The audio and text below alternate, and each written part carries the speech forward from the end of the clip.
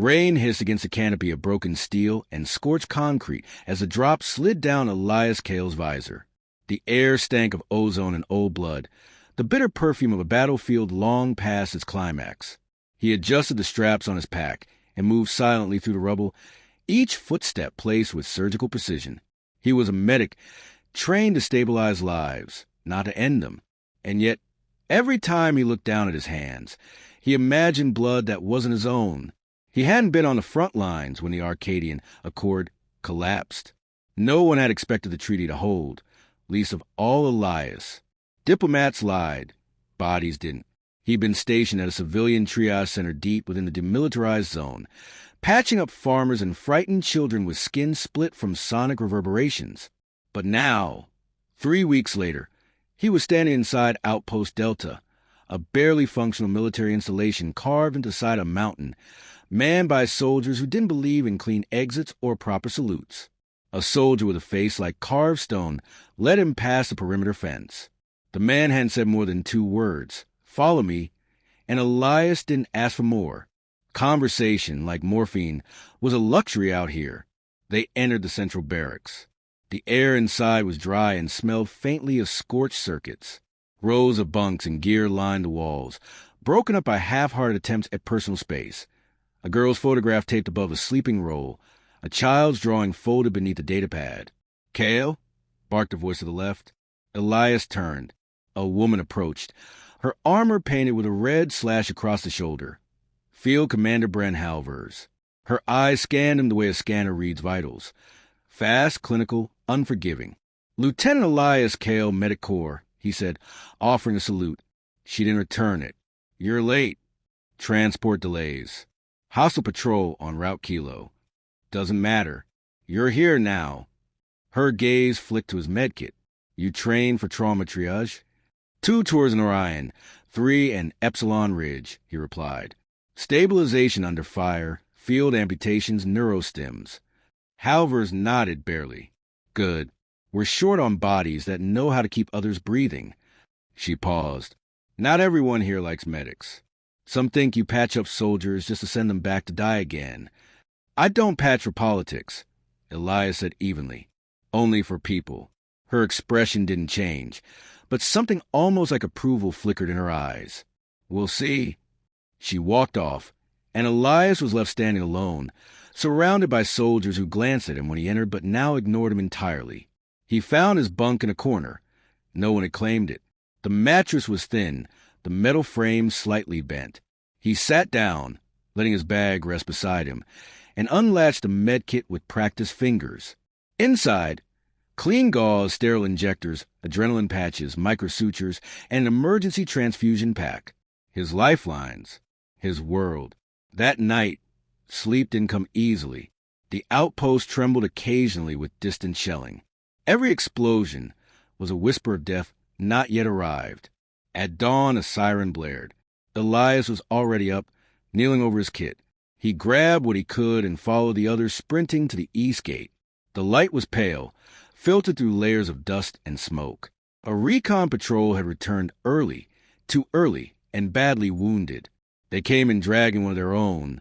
Private Torin got torn open, intestines slipping through bloody fingers. Another soldier was missing an eye, his face a ruin of red and black. Elias dropped to his knees beside Torin. Gloves already on, mind switching to that place beyond panic. "Clamps," he said. A corporal hesitated. "Now!" He received the tool and went to work. Blood soaked his sleeves within seconds. Pressure, suture, stem. The world narrowed to the gurgling breaths of a man half dead. "He's not going to make it," muttered a soldier above him. "He will," Elias said, not looking up. He injected a clotting stem, twisted the clamp, and sealed the rupture. "Because I'm not giving him permission to die." When Torin stabilized, barely, he was rushed to the infirmary. Elias leaned against a wall, breathing hard, his uniform soaked in red. His first real day, and already death had tried to get ahead of him. Later, in the mess, he sat alone. Conversations buzzed around him. Who made it? Who didn't? How many bodies they'd counted. No one approached him, but he caught glances. They saw the blood on his coat.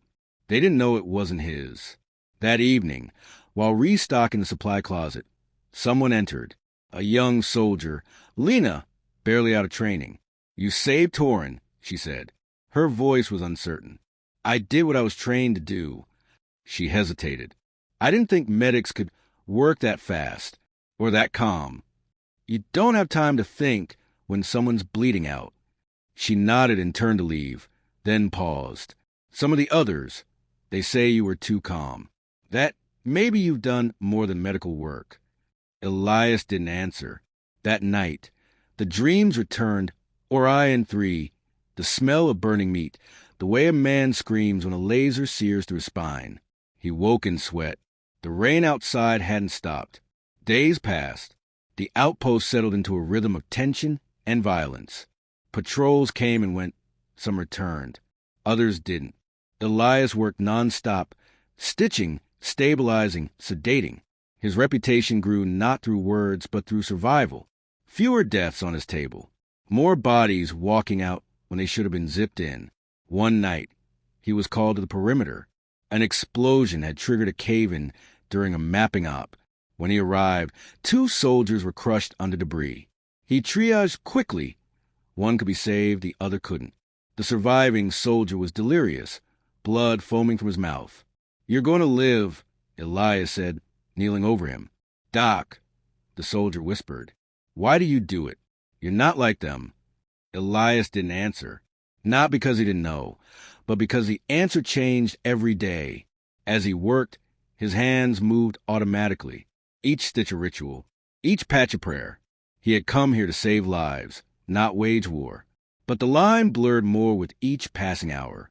The soldiers had started calling him Redcoat, not for his uniform, but for the stains that never fully washed out. Elias stood one morning, watching the sun rise and the sky smear with ash, and realized something unsettling. He no longer knew if the blood on his hands was theirs or his own. Behind him, the siren wailed again. Another day, another soul to wrestle from death. And he was already moving. The wind howled like a wounded animal across the scorched valley as Elias Kale crouched beside a blood-slicked stretcher, trying to keep his hand steady. The soldier beneath him was young, barely out of adolescence, and fading fast. Shrapnel had torn open his chest like paper, the kind of injury that didn't ask questions about experience or rank. Elias had seen 100 like it. None of them had ended well. He pressed a bio-seal over the worst of the wound and injected a nanogel to stave off shock. Around him, the evacuation zone was chaos. Smoke curling into the morning air, voices shouting over the hum of gunships, the scent of fear thick as cordite. It was supposed to be a routine extraction, quick, surgical, low resistance. Instead, it was a bloodbath. "Medic," someone shouted. "We've got another one." Elias didn't look up. "Stabilize him." "I'm busy." "You don't understand. He's not breathing." Elias clenched his jaw and made one final adjustment before standing. He moved quickly through the carnage, stepping over the remains of a collapsed canopy, and found the second soldier crumpled behind a vehicle. Face pale, lips blue. No pulse. Too late.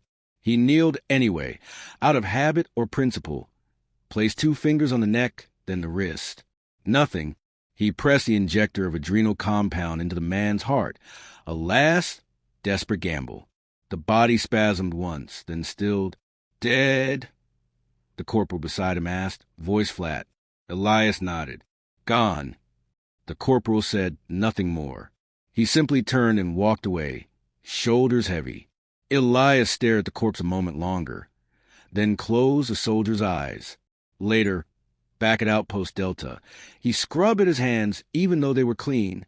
The blood was already gone, but he still felt it beneath his fingernails, like it had sunk into him. The med bay was quiet, the overhead lights flickering in time with the unstable power grid. He was alone, again. The door hissed open behind him. Commander Halvers entered, her face shadowed and unreadable. "You lost 3, she said. "We were supposed to have air cover," Elias replied. He didn't turn to face her. "Command pulled it last minute. Resource consolidation. Tell that to the kid who bled out of my hands." She didn't respond right away. When she did, Her voice was low, almost resigned. "It's not your job to carry them all." "Isn't it?" he asked. A silence hung between them. "You went above protocol," she finally said. "Used nanogel, reserves intended for command staff. I used what I needed to save a life. You can file a report if you want." "I already did. I marked it as justified." That surprised him. He looked at her, searching her face for sarcasm or rebuke. There was none. "You're not like the others," she said. "You don't wait for orders. You act. That's not always a compliment." "It is out here." Elias nodded once. She left without another word. That night, he couldn't sleep. The wind hadn't stopped screaming, and every time he closed his eyes, he saw the dead boy's face. But worse than the face was the quiet voice at the back of his mind that whispered, "You did everything right." And he still died. 3 days later, Elias was sent on convoy escort, medical support for a resupply run to an Allied encampment beyond the ridge. It was supposed to be uneventful, but nothing ever was. They were halfway through the canyon when the first shot rang out. The lead vehicle exploded in a gout of flame, flipping end over end and slamming into a rock face. Soldiers scattered, some firing blindly, others shouting coordinates into broken comms. Elias ducked behind an overturned transport, heart hammering. "We're pinned!" someone yelled. Elias checked the surroundings. Smoke, dust, screams. He crawled toward a downed soldier screaming in pain. Legs shredded by shrapnel, arterial blood gushing in rhythmic bursts. Elias clamped the wound and applied pressure, but the soldier thrashed violently. "Hold still." Elias barked. Gunfire tore overhead. The rest of the convoy was falling apart. Elias finished the dressing, injected a sedative, and crawled to the next. Another soldier, this one worse. Missing a hand, face scorched. He hesitated. There were too many. He wasn't enough. A body dropped beside him. An Arcadian, breathing ragged, eyes wild. Enemy, dying. Elias froze. The man wasn't reaching for a weapon. He was reaching for a photograph from his vest. A woman, 2 children. He clutched it to his chest. Elias watched them die. When the shooting finally stopped, the canyon was a graveyard. Elias was the only one unscathed. His gloves were soaked, his coat stained almost black. Reinforcements found him sitting against a transport, eyes blank, hands limp in his lap. "What happened?" someone asked. Elias didn't respond. They brought him back in silence. Over the next few days, whispers started. That Elias Kale had fought back, that he'd killed half a dozen Arcadians with nothing but a scalpel and grit, that the medic had turned into a soldier. None of it was true, and yet none of it was entirely false either. He gave no statements, filed no reports. He returned to the infirmary, worked his shifts, and said nothing. But something in him had shifted. The other medics avoided him now. Soldiers treated him with quiet reverence, a kind of fear. Lena came to him once, hesitant. "Is it true?" she asked. Elias didn't look up. "What?" "That you killed them, the Arcadians." "I saved who I could." "That's not an answer." He looked at her then. "Maybe there aren't any left." She didn't come back after that. One morning, Halvers found him in the supply room, restocking trauma kits. Her tone was unusually soft. "There's a tribunal coming," she said. "Command wants to talk about the canyon." Elias wiped his hands. "They want a scapegoat. They want a story, one that fits in a report. What if I don't give them one?" "Then they'll write one for you." He exhaled slowly. "I didn't mean for any of this." "I know." There was a pause. "You don't have to be the villain," she said. Elias met her eyes. "I don't think I'm a hero either." That evening, he walked the perimeter alone, the wind sharp against his face. The sun dipped low, casting long shadows. Every breath he took felt like penance. He passed a group of new recruits, laughing, oblivious. One of them turned and pointed. "That's him, the one they call Redcoat." Elias didn't stop walking. He didn't correct them. He just kept going, deeper into the dusk, where the smoke in the past still hung in the air, thick and choking, where the line between medic and monster had already been erased. The rain came in sheets, hammering the tin roofs of Outpost Delta until the sound was indistinguishable from distant gunfire. Elias Kale sat alone in the infirmary. The overhead lights dimmed, the smell of antiseptic failing to cover the iron tang of dry blood. His coat hung from a chair beside him, still stained from the canyon ambush. He hadn't tried to clean it. Let them see it, he thought. Let them remember. Across from him, a young soldier lay sedated, leg amputated just below the knee. Elias had done the procedure himself. No surgical bed, no support staff, just a scalpel, grit, and time measured in pain screams. The boy had survived. Barely. And now he'd sleep through the worst of it, unaware of the night's true cost. There was a knock on the glass door. Elias turned, expecting an orderly or maybe a commander. Instead, a woman entered. Tall, composed, civilian. Her coat was unmarked, no division insignia, no rank. She walked with a quiet authority. Not military. Intelligence. "You're Elias Kale," she said. Not a question. He didn't answer. "I'm not here to interrogate you," she continued. "Name's Rowe.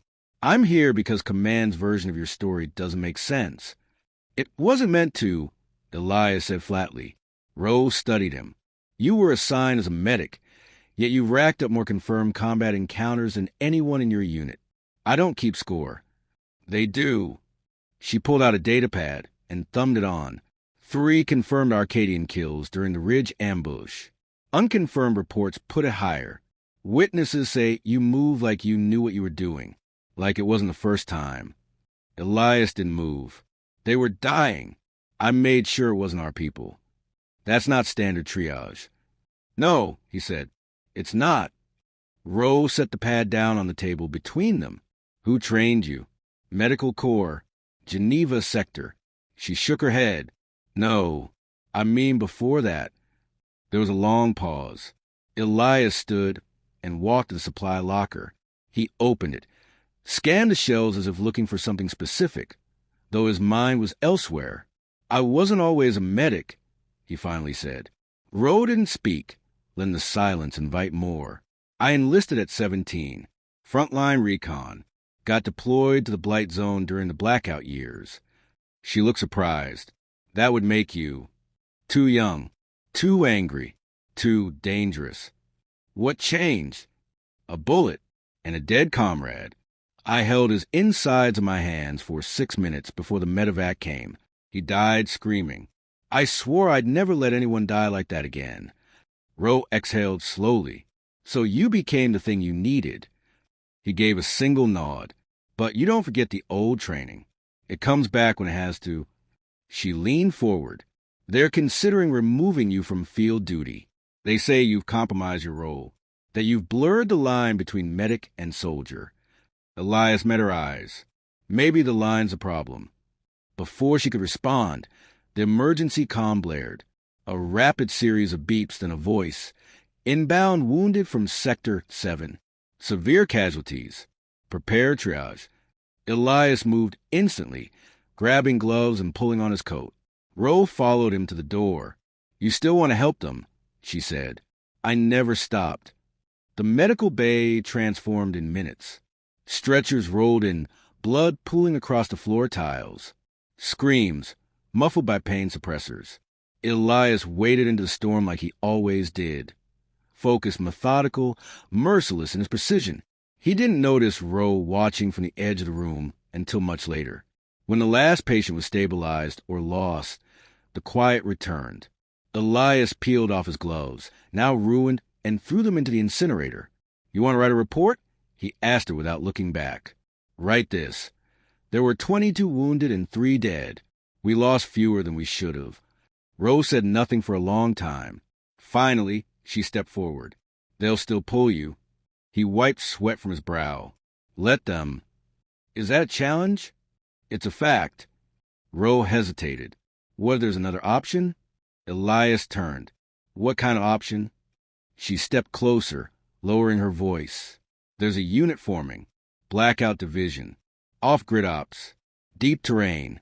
No oversight. They need someone who knows medicine and war." He stared at her. "You're offering me exile," he said. I'm offering you purpose. You said it yourself. The line is the problem. This unit doesn't have one. The rain hadn't stopped. It pounded against the glass, relentless. Elias looked at the sleeping soldier across the room, then at the blood on the floor, the empty gurneys, the faces that would haunt his sleep. How long do I have to decide? You already did, Rose said, and he knew she was right. She handed him a sealed envelope and turned to leave. Transport leaves in 2 days. Don't be late. When she was gone, Elias sat back down, resting his head in his hands. He hadn't asked for this. Not the war, not the blood, not the strange reverence people now gave him when he walked through the compound. But maybe it was the only thing he had left.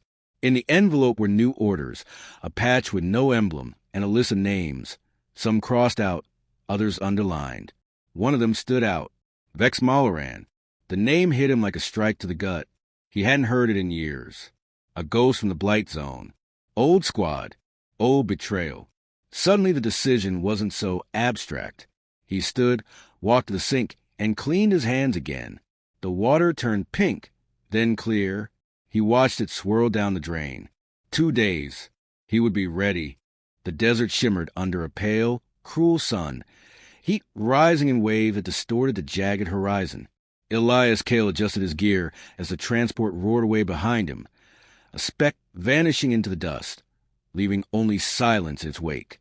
The Blackout Division's outpost, if it could be called that, was little more than a camouflage bunker built into bones of an old mining ridge. No banners, no insignia, just the promise of anonymity and action. A shadow moved near the entrance. 2 figures emerged from the rock. One tall, lean, with an augmented right arm humming faintly beneath a sleeve of carbon weave. The other was shorter, hair shorn to the scalp, a curved blade strapped openly across her back. Neither looked surprised to see him. No greetings. No protocol.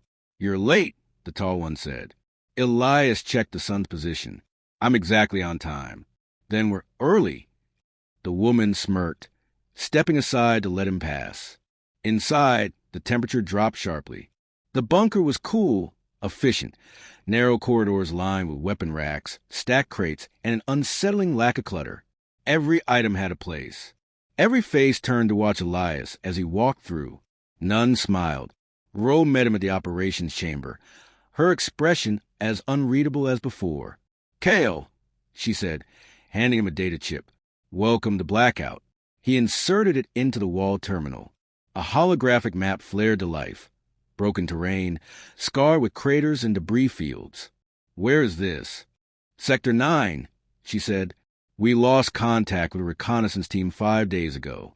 Final transmission flagged multiple heat signatures and, she hesitated, non-human vocal patterns. Elias raised an eyebrow. You think it's Arcadians? We don't know what it is. That's why we're sending you. I don't run search parties. You do now. He looked at her, then back at the map. A dead zone miles from any forward base. No air support. No extraction protocol. Who's on the team? He asked. She gestured behind him. The augmented soldiers stepped forward. RAF, explosives and entry. The blade wielder nodded. Solene, recon and close quarters. And you already know your third. Rose stepped aside. From the shadows, a 4th figure emerged. Elias's heart stalled. Vex, he said. The man hadn't changed much. Same calculating eyes, same loose, predatory gait. The scar that ran from his jaw to his ear looked deeper now, like it had been earned again. Kale, Vex replied evenly. Still playing doctor? And you're still breathing, Elias said, his voice low. Takes effort. The tension in the room thickened. Raph and Solene exchanged glances but said nothing. Ro cleared her throat. I'm not asking you to forget the past, she said. Just survive the mission. If you can't do that, don't come back. She left him there, the silence simmering between Elias and Vex like a live wire. The next morning, they deployed on foot. The terrain was merciless. Cracked earth that split beneath each step, air so dry it scraped the throat raw. No signs of life. No wind. Just the weight of anticipation, hanging heavy on their shoulders. By midday, they reached the last known location of the missing unit. Tents collapsed, rations untouched. Blood sprayed across the sand in strange, almost deliberate patterns. No bodies. Solene crouched near one of the stains. "This isn't Arcadian work," she murmured. "Too clean, too deliberate." Raph scanned with a drone. Nothing on thermal, not even rats. "Then where are the bodies?" Elias asked. A whisper slid across the comms. A voice, garbled, unintelligible. Everyone froze. "Did you hear that?" Solene asked. Raph nodded. Replay shows static and something else, like humming. Elias's blood chilled. Pull the feed. Too late. The drone sparked and dropped out of the sky, crashing with a hiss of melted circuits. Then came the scream. Hi. Human. Terrified. It came from the canyon, just beyond the ridge. They moved instantly, weapons up. Vex took point without waiting for orders. Elias followed, conflicted rage simmering under control. They found the source minutes later. A soldier, barely alive, half buried beneath rubble. Uniform shredded. Skin pale with shock. Elias dropped beside him. "Medic, don't move." The man's eyes were wide, unseeing. "They sing in the dark," he rasped. "They sing until you forget your name." Elias injected a stabilizer. "What did this?" The man shivered violently. "Not Arcadians. Not human. Shadows. Teeth." Then he convulsed and died. Solene muttered a curse. Raph was already setting charges. "We're not staying here tonight," she said. "Not a chance." Elias stood, heart-thudding. "We need to find the others." "There are no others," Vex said. "They're all dead, or worse. You don't know that." "I know enough to recognize a trap." The old tension surged again. Elias took a step toward him. "You'd leave them just like before." Vex's eyes narrowed. "This again? You sold us out in the Blight Zone. Got Kira killed. I did what I had to." Elias shoved him. Vex didn't fall, but he didn't retaliate either. "You still think you're clean, Kale?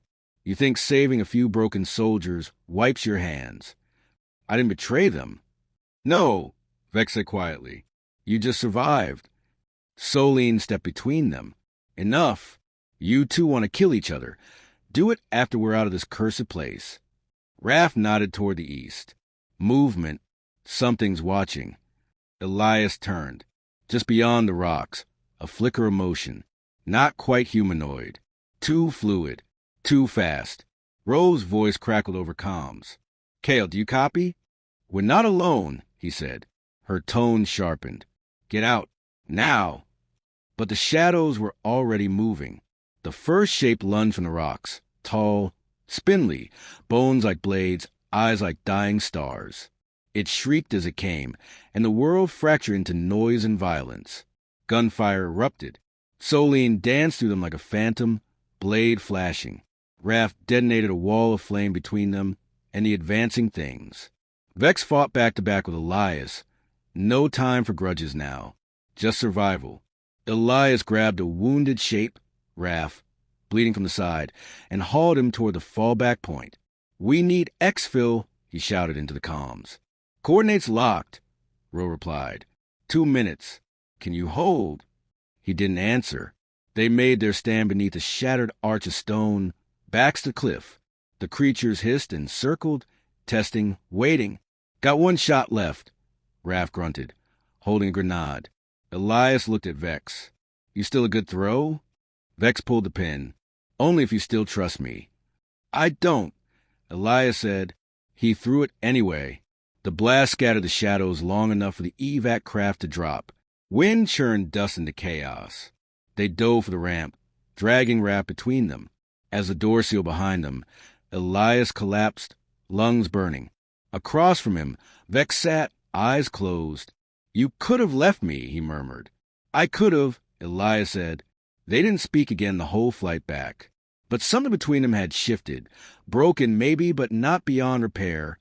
For now, they were both still breathing. And the war wasn't done.